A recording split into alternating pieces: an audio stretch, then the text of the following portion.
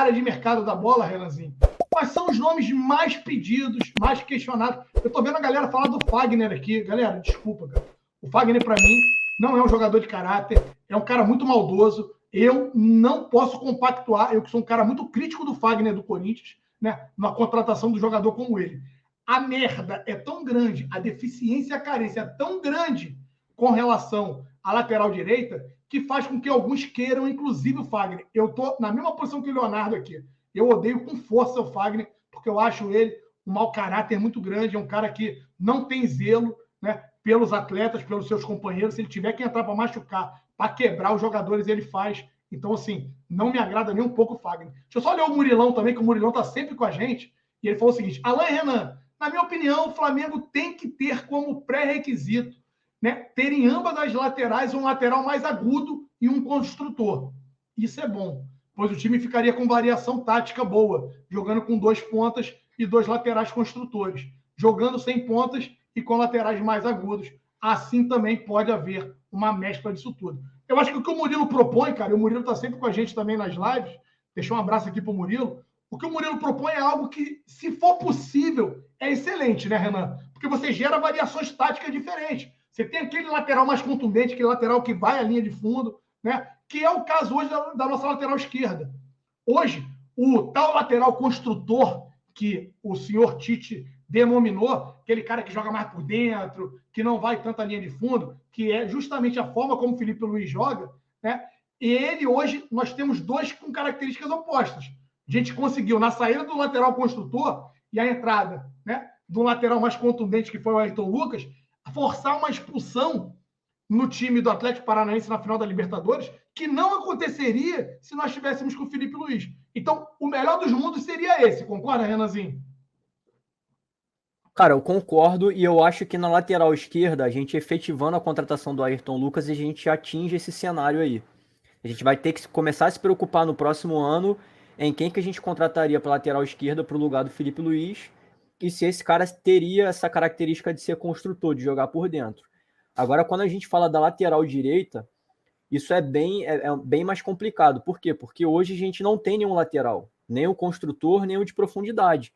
Porque a gente já entendeu que não faz sentido continuar com o Rodinei e o Mateuzinho está jogando muito mal.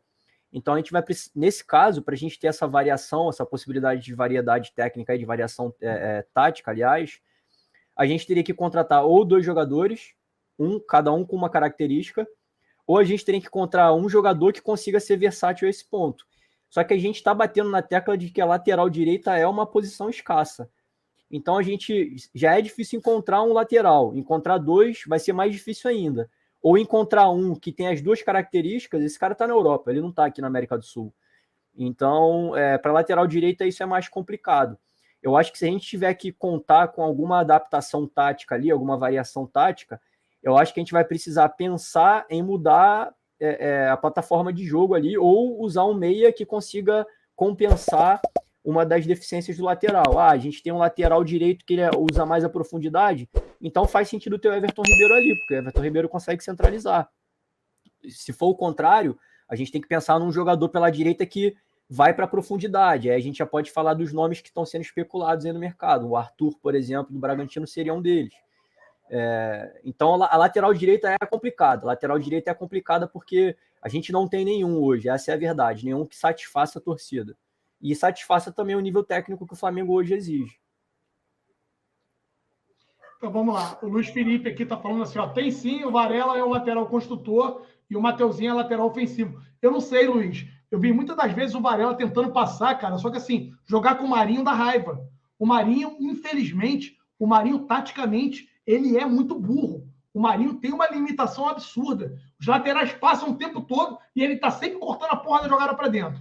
O lateral passa, ele corta a jogada para dentro. Ele não dá sequência a quase que nenhuma jogada na linha de fundo quando o lateral passa. Meu irmão, se eu fosse lateral, eu ia na primeira, eu ia na segunda, na terceira, irmão, eu ia dar um berro na orelha dele, ia falar: qual é, meu irmão? Você tá de sacanagem comigo, porra?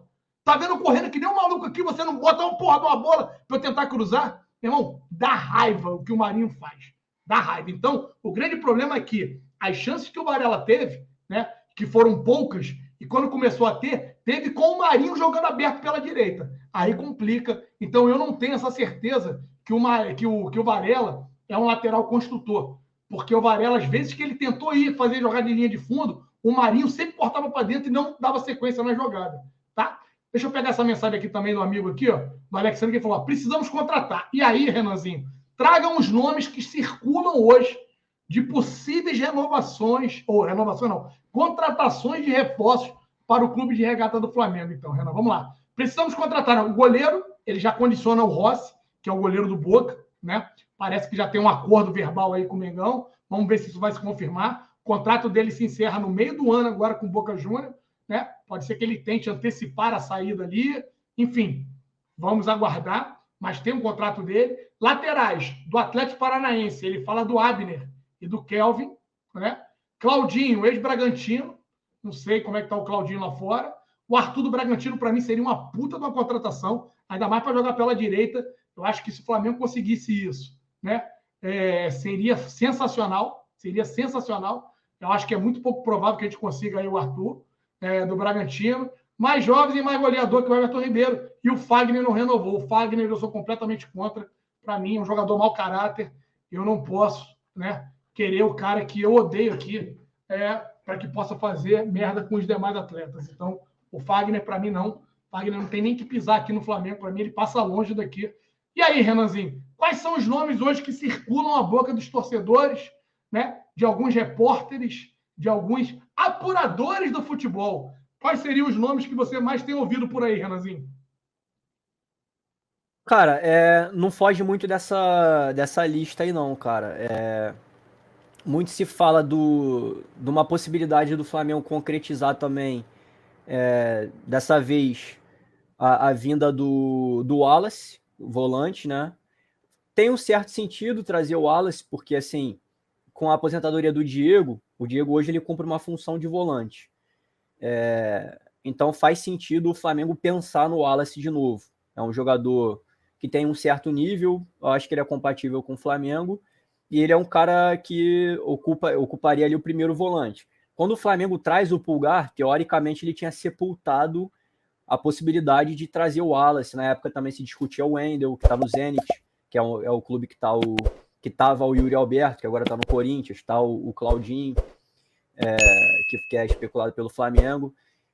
O goleiro Rossi, eu acho que vai ser efetivado mesmo. É um jogador que está lá há muito tempo já no Boca. É um jogador jovem, acho que ele tem menos de 30 anos, deve ter uns 27, 28 no máximo. E o Flamengo não conta mais com o Hugo, né? Acho que isso também está bem claro. E com a aposentadoria aí, não sei se o Diego Alves vai se aposentar, imagino que sim. Mas ele não vai renovar com o Flamengo. Então, assim, o Rossi é meio que óbvio. E aí, assim, especulação de meia, o que a gente tem por aí, né? A gente tem o sonho do Oscar, mas a gente vai conviver sempre com a dificuldade de negociar com os chineses. Seja ele negociando ou o Flamengo negociando, e o salário dele. Então, não sei até que ponto isso é viável. O Claudinho. Está sendo aventado aí a possibilidade do Claudinho vir, mas parece que ele está até para conseguir um passaporte russo lá. E aí, se ele conseguir isso, ele não vai ser considerado um estrangeiro no elenco. Então, eu acho que a intenção dele é continuar por lá. No ano passado, ou no ano passado não, nesse ano mesmo, ele teve a oportunidade de sair, de ativar aquela cláusula da FIFA, e ele preferiu ficar lá. Então, eu acho que o Claudinho é meio ficção. Eu acho que ele não vem, não. Tem o sonho do Gerson. Não sei se ele vai conseguir voltar para o Brasil, né? Mas, assim, cara, na boa, parece que estão pedindo 12 milhões de euros. Se eu sou o Flamengo, eu dava um jeito de trazer o Gerson, cara. Ia ser fantástico o Gerson voltar. E aí a gente começa a se preocupar menos com volante e meia, porque ele consegue fazer as duas coisas. E atacante de lado, tem o Arthur, de fato. Ele é novo, né? Acho que ele é de 98, 24 anos. Eu até peguei uns números dele aqui, cara, porque a gente pensa em até fazer uma espécie de substituição ali, né? Usar, de repente, o Marinho como moeda de troca para outra coisa, ou se desfazer do Marinho, e trazer o Arthur. Aí eu peguei os números do Arthur e do Marinho. Fui lá no Transfer Market da vida lá, ele consegue reunir esses números, e eu peguei especificamente do Campeonato Brasileiro. O Arthur, no Bragantino, que é um time que tem um arsenal ofensivo meio limitado, ele em 31 jogos conseguiu fazer 6 gols e dá 6 assistências. O Marinho, por exemplo, tem 23 jogos, 4 gols e 5 assistências. Ainda teve aquela expulsão dele naquele jogo lá, que deu a porradaria lá e foi expulso. Então, cara, assim, para mim, se o Flamengo conseguir se livrar do Marinho e trouxer o Arthur, para mim a gente tem um problema resolvidaço ali. A gente pode ficar tranquilo com as ausências do Everton Ribeiro e o Arthur vira esse tal cara versátil que a gente consegue, num momento ou outro ali, mudar um pouco o esquema de jogo do Flamengo. Porque ele é um cara habilidoso, sabe chutar também, não é um exímio finalizador de longa distância, ele não tem muitos gols assim como o Everton Ribeiro não tem, mas ele tem o drible, coisa que a gente exige muito do Flamengo, então a gente vai passar a ter o Cebolinha de um lado que tem drible e o Arthur do outro também, que também tem drible. E o passe do Arthur eu acho que nem é tão caro, cara. No Transfer Market lá diz que é 10 milhões de euros, mas a gente sabe que esse valor ali é meio inflacionado, né? Tudo bem que você vai ter que negociar com o Bragantino, e o Bragantino hoje tem saúde financeira para tentar barganhar um preço legal. Mas eu acho que o Flamengo, tendo a vontade do jogador e o Bragantino não tendo uma rivalidade com o Flamengo, porque isso eu acho que talvez até inviabilizaria um negócio, eu acho que o Flamengo pode tentar correr atrás do Arthur mesmo, cara. Então, assim, para mim, as prioridades do Flamengo são laterais. Para mim, a gente já tem dois bons nomes para as laterais, o Ayrton Lucas, que já está no Flamengo, e o Varela, que já está no Flamengo, já que o Flamengo não parece estar se movimentando tanto para encontrar lateral. Para volante, aí a gente tem dos nomes mais óbvios ali, o Wallace e o Gerson, que para mim seria um sonho. E para meia atacante ali, a gente tem o Arthur e o Claudinho. O Claudinho eu acho inviável, cara. Eu acho que o Claudinho não tem chance nenhuma de vir para o Flamengo. Michel também, o Max Machado tá falando aqui, Michel seria perfeito. Cara, eu acho que o Michel também convive com o mesmo problema que convive, por exemplo, o Oscar, que é conseguir uma liberação.